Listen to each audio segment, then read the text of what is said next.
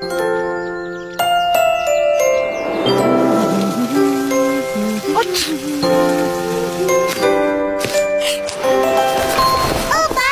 Akak. Dah balik pun. Mana keladi? Dalam guni tu.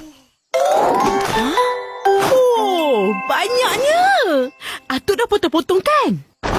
Opa, bolehlah masak sekarang. Ya, boleh. Tak sabarnya. Upin, Ipin, gatal-gatal tu mesti dah kena getah keladi, kan? Korang ni kalau tak buat masalah, memang tak boleh ke? Pergi main batang keladi buat apa? Sekarang menyusahkan orang. Dah, pergi mandi cepat.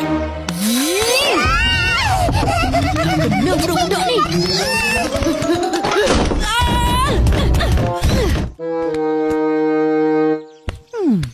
Tahu takut.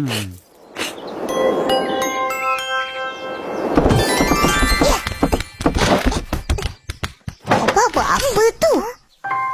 Opa nak bahagi-bahagikan 4 bahagian keladi ni. Ia ada umbut, batang, sulur dan daun. Daun dia pun boleh makan? Bukan makan, tapi digunakan untuk balut buat tapai. Oh.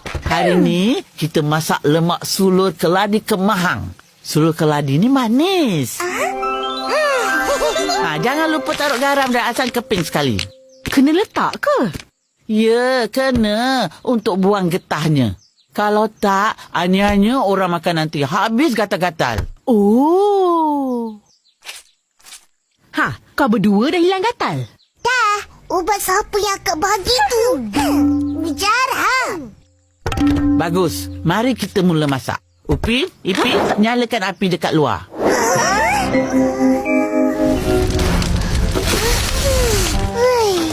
Penatnya. Apa? Kenapa tak guna jedak pakis? Kan senang. Hai, kita nak naikkan lagi aroma dalam masakan. Barulah mantap.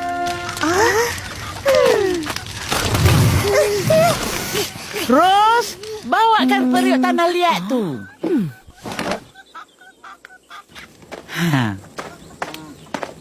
Nah, tapi kenapa Opah nak guna periuk lama ni? Sebabnya, tanah liat ni boleh menarik keluar getah atau bahan gatal dari keladi dengan lebih berkesan. Bukan tu je, periuk tanah liat dapat menyimpan dan mengagihkan haba secara perlahan dan sekata. Keladi masak secara perlahan dan sebati. Jadi, getah gatal dapat dibuang sepenuhnya. Oh.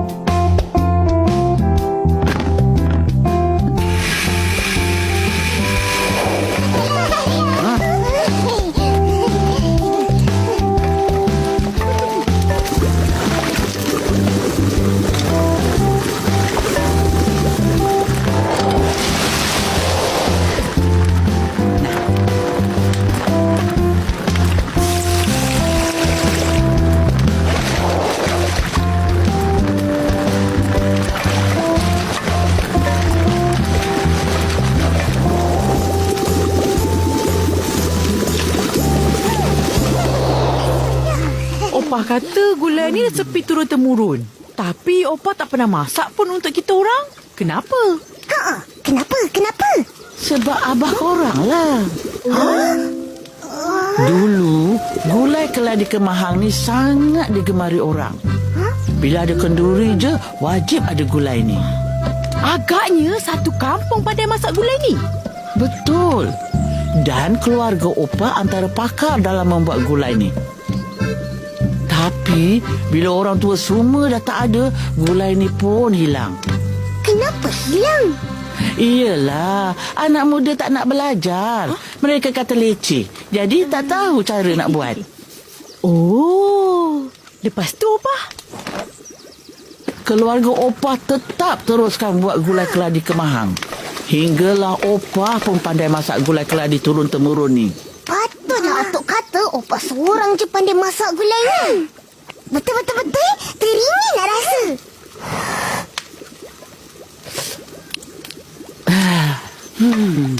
Dulu abah korang paling suka makan gulai ni. Kalau boleh tiap-tiap hari nak. Tapi sejak dia dah tak ada, Opah tak boleh dah. Opah. Opah sedih dan terkilan.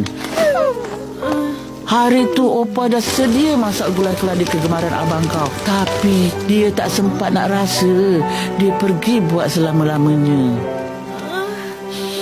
Dah, Opah jangan sedih-sedih. Sekarang anak-anak Abah ada bersama Opah.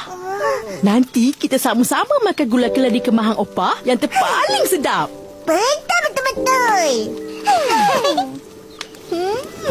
Sedapnya bau gulai. Dah masak lah tu. Cuba rasa. Dah cukup ke garam? Sedap. Dah siap gulai keladi kemahang kita.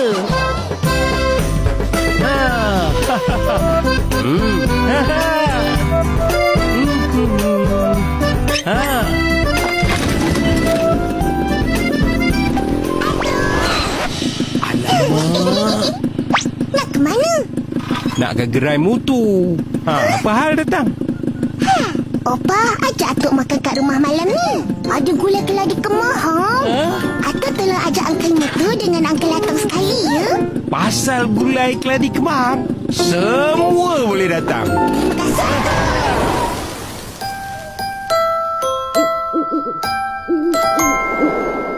Uncle, duduk sini. Wah, maknanya udah masak. Tak sabar mau makan. Makan.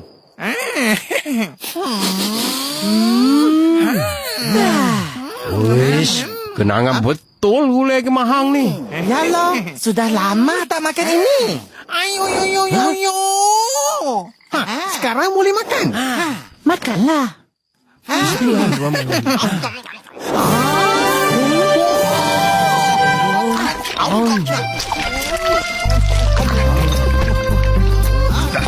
Tambah.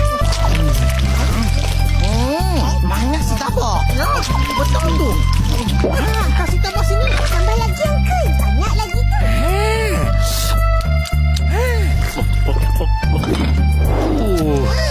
Puas makan. Sedap ke? Banyak sedap. Udah pandai masak. Nanti udah masak lagi, panggil kita 3 orang makan lah. Boleh aja. Tapi nak bagi tahu, gulai keladi yang korang makan tadi dimasak oleh Ros. Iya. Opah ajar. Wah, udah dah turunkan resepi pada cucunya pula. Ros bangga dapat belajar masakan keluarga turun-temurun ni. Kalau saya jadi juri itu pertandingan nanti, ini masakan sudah menang nombor 1.